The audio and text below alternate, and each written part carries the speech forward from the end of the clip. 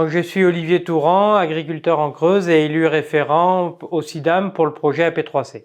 Donc, le projet AP3C, il est né en 2012.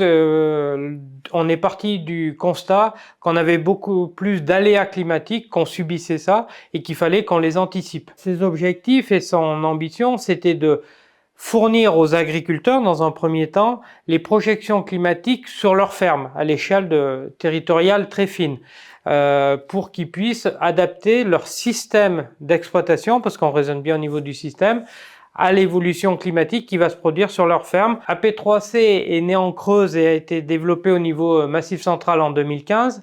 Il s'adressait, dans un premier temps, il a été initié et s'adressait aux agriculteurs et à leur environnement professionnel, hein, les conseillers, tout ça.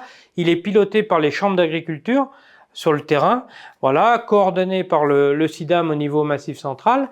Mais maintenant, on souhaite s'adresser, être utile pour notre territoire. C'est-à-dire qu'on a sollicité, on va à la rencontre de tous les acteurs territoriaux, hein, les collectivités, les conseils départementaux, les Comcom et tout ça, parce que on est persuadé et on aimerait que plus aucun projet territorial ne se conduise sans intégrer les projections climatiques que nous avons à l'échelle 2050, parce qu'autrement, si on ne prend pas ça, ça veut dire que tous les projets qui sont conduits sur le terrain sont déjà en retard si on n'anticipe pas l'évolution climatique.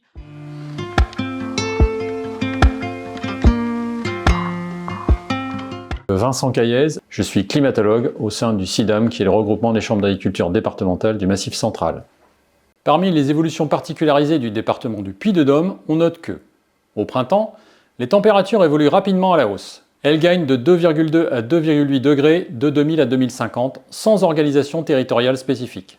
Les précipitations sont en diminution modérée entre 10 et 50 mm en 50 ans. Le bilan hydrique potentiel combine les évolutions des précipitations et de la demande évaporatoire. Il est en dégradation rapide et généralisée de 40 à 100 mm en 50 ans, valeur obtenue sur un tiers est du département. À l'échéance 2000, environ 80% de la surface départementale était à l'équilibre ou en léger excédent. À l'horizon 2050, 50% du territoire sera en déficit sensible. En été, les températures évoluent à la hausse. Elles gagnent de 0,8 à 2,8 degrés de 2000 à 2050, soit moins vite qu'au printemps, sauf au nord de la Limagne.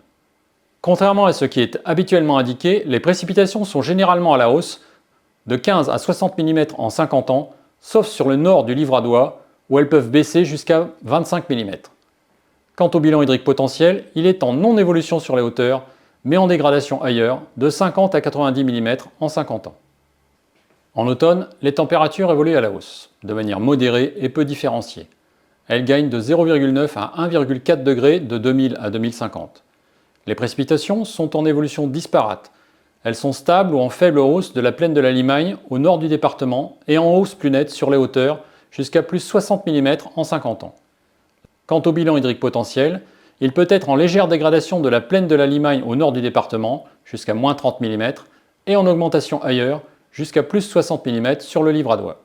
En hiver, les températures sont à la hausse, de manière sensible avec l'altitude.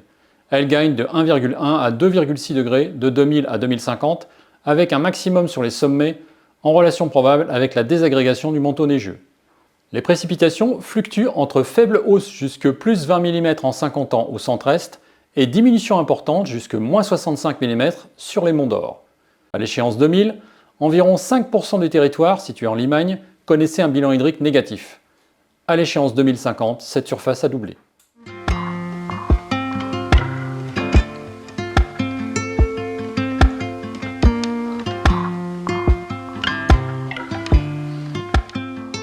Paul-Henri Dupuis, je suis le commissaire à l'aménagement, au développement et à la protection du Massif Central.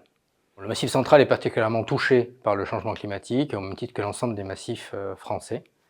Les chambres d'agriculture du Massif Central ont rapidement perçu l'enjeu d'accompagner la ferme Massif Central dans son adaptation au changement climatique. Elles ont décidé de se doter de projections climatiques à l'horizon 2050, localisées. Alors AP3C peut permettre au territoire d'identifier leur vulnérabilité, Notamment, on sait qu'à l'horizon 2050, on va avoir des conditions qui vont considérablement changer en ce qui concerne le risque incendie, en ce qui concerne la disponibilité de la ressource en eau. Et ensuite, elles peuvent être utilisées, ces données-là, un peu à l'exemple de ce que nous réalisons actuellement avec l'élaboration du plan stratégique d'adaptation au changement climatique du Massif central, eh bien pour se définir justement une stratégie, un chemin pour adapter notre territoire. Nous disposons aujourd'hui, grâce à des financements importants de l'État et des conseils régionaux du Massif central, de cet outil qui donc va profiter aussi bien aux filières économiques du territoire du Massif central qu'aux collectivités territoriales qui sauront s'en emparer. Je vous invite à vous saisir de cet outil, à l'utiliser largement pour vous projeter dans la transition de vos exploitations agricoles, mais aussi de vos territoires, et aussi à en parler très largement pour qu'il profite au plus grand nombre et au plus grand nombre de territoires pour faire du Massif central un territoire adapté en 2050.